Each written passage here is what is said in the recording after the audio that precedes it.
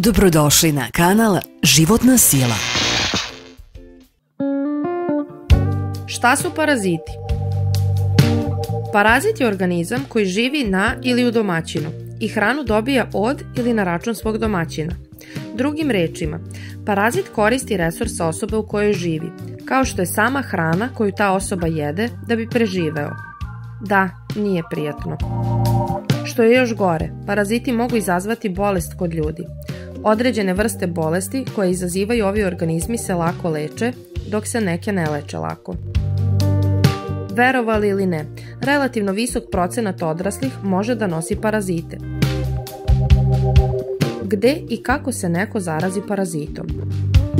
Paraziti se obično dobijaju konzumiranjem kontaminirane hrane ili vode. Neki se takođe mogu preneti ubodom komarca ili preneti na ljude sa životinja kao što su krave i svinje koje su zaražene parazitima poput trihinele. Jedan od mogućih uzroka parazita je jedenje svinjetine, posebno ako je nedovoljno kuvano ili sirovo. Druge vrste nedovoljno kuvanog mesa i morskih plodova takođe mogu preneti štetne organizme, uključujući govedinu, školjke i rakove. Čišćenje od parazita.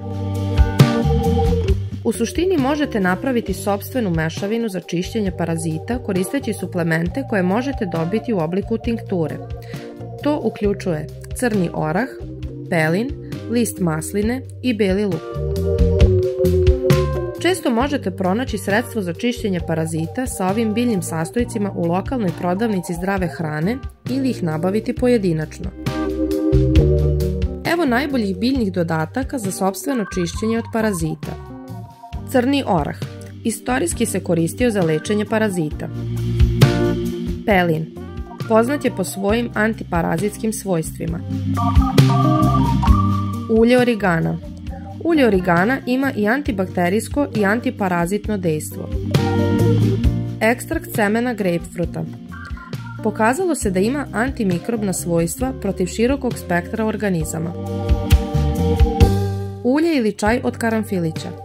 Sadrži velike količine eugenola, jedinjenja za koje se pokazalo da pomažu u ubijanju štetnih organizama. Probiotici. 1 ili 2 kapsule dnevno. Ove bakterije pomažu da se crijeva ponovo nasele mikrobima koji podržavaju zdravlje probave. Većina stručnjaka preporučuje da uradite oko 2 nedelje čišćenja od parazita, uzimajući gore navedene suplemente, a zatim napravite nedelju dana pauze. Nakon jednonedeljne pauze vratite se na plan za još 2 nedelje.